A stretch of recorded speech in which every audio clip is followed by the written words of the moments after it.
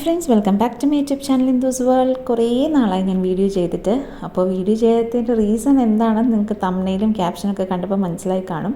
ഇതെൻ്റെ 7th month ceremony Valakappu ഞങ്ങൾ നടത്തിയൊരു ഫംഗ്ഷൻ്റെ കുട്ടി വ്ളോഗാണ്. ശരിക്കും പറഞ്ഞു കഴിഞ്ഞാൽ ഞാൻ വീഡിയോസൊന്നും എടുത്തിട്ടില്ല. എനിക്ക് അയച്ചു തന്ന വീഡിയോസ് വെച്ചിട്ടാണ്, അതും കുറച്ച് വീഡിയോസും ബാക്കി ഫോട്ടോസ് വെച്ചിട്ടാണ് ഞാൻ ഈ വ്ളോഗ് ചെയ്യുന്നത്. അപ്പോൾ ഇതായിരുന്നു ഡെക്കറേഷൻ. പ്രഗ്നൻസിയുടേതായ ഒരുപാട് ബുദ്ധിമുട്ടുകൾ ഉള്ളത് കൊണ്ടാണ് ശരിക്കും പറഞ്ഞു കഴിഞ്ഞാൽ ഇത്രയും ഒരു ലോങ് ഗ്യാപ്പ് വന്നത്. അതേ, വളകാപ്പിനിടാനുള്ള വളകളും സ്നാക്സ് ഐറ്റംസും ചന്ദനമൊക്കെ റെഡി ആയിട്ടുണ്ട്. ഞാനിപ്പോഴും വളകളൊന്നും ഊരിയിട്ടില്ല, ഇപ്പോഴും ഇട്ടിട്ടുണ്ട്. അത് ആ കുട്ടിയുടെ ബ്രെയിൻ ഡെവലപ്മെൻറ്റിന് നല്ലതാണെന്നാണല്ലോ പറയുന്നത്. അപ്പോൾ ഞങ്ങൾ ഏകദേശം May 26 രാവിലെ ഒരു 11 o'clock അടുപ്പിച്ച് നമ്മൾ ഫംഗ്ഷൻ സ്റ്റാർട്ട് ചെയ്യും. നമുക്കെൻ്റെ കസ്റ്റമൊന്നും കറക്റ്റായിട്ട് അറിയില്ല.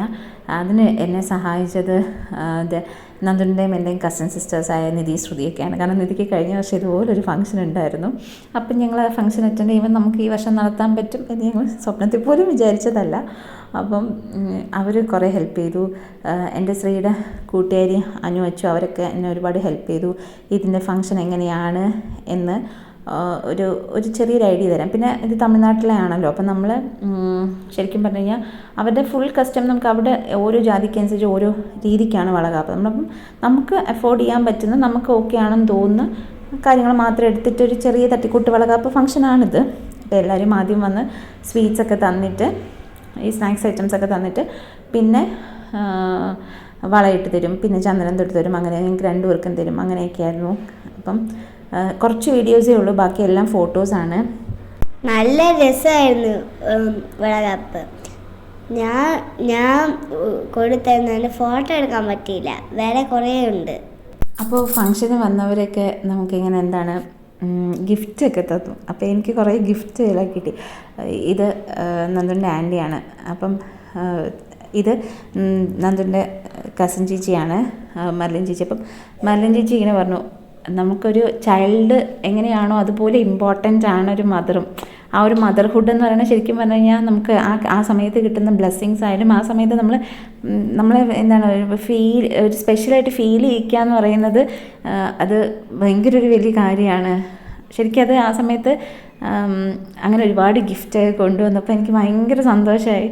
കാരണം ഞാനതൊട്ടും എക്സ്പെക്റ്റ് ചെയ്യുന്നില്ല. ശരിക്കും ഞാൻ എക്സൈറ്റഡ് ആയിരുന്നു. എനിക്ക് ശരിക്കും പറഞ്ഞാൽ ഫംഗ്ഷൻ്റെ തലേന്ന് നല്ല സുഖം ഉണ്ടായിരുന്നില്ല.